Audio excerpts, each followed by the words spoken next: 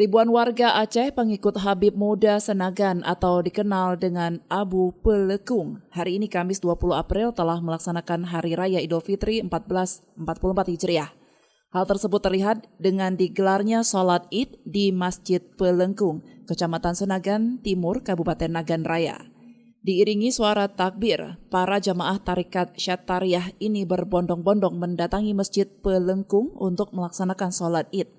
Tidak hanya di Nagan Raya, pengikut Abu Habib Muda Senagan yang tersebar di beberapa kabupaten di Aceh, yakni Aceh Barat, Abdiya, Pidi, Gayo Luwes, Aceh Utara, Aceh Tamiang, Takengon, dan Aceh Tenggara juga melaksanakan sholat Idul Fitri pada hari ini. Pengikut Tarikat Syattariyah lebih dulu lebaran daripada Muhammadiyah yang menetapkan Idul Fitri pada tanggal 21 April. Sedangkan pemerintah melalui Kementerian Agama akan menetapkan 1 Syawal Idul Fitri 1444 Hijriah jatuh pada hari Sabtu 22 April 2023.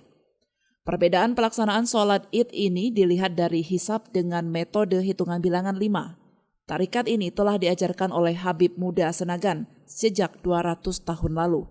Abu Habib Senagan ini metode kita dalam menentukan satu Ramadan menggunakan metode hisab bilangan 5. Dan ini kalau di Nagan ini sudah 200 tahun lebih sejak Habib Senagan, Habib Syekh Sunan Kudus Senagan.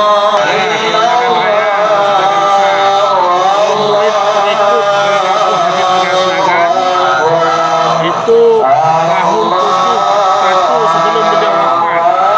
Itu sekitar 50.000 di seluruh Aceh. Sekarang kita belum pernah mendata secara ini. Yang mayoritas itu Nagan Raya, Aceh Barat, Abdiya, Gayo Luwes, Pidi, Aceh Tenggara, Takengon ada. Hingga kini jamaah pengikut Habib Muda Senagan sudah mencapai hampir 100.000 orang yang tersebar di Aceh. Pengikut Tarikat Syattariyah setiap tahunnya memang lebih awal dalam pelaksanaan, mulai dari sholat tarawih puasa hingga hari raya atau lebaran. Namun hal tersebut tidak ada perbedaan dalam tata cara pelaksanaannya.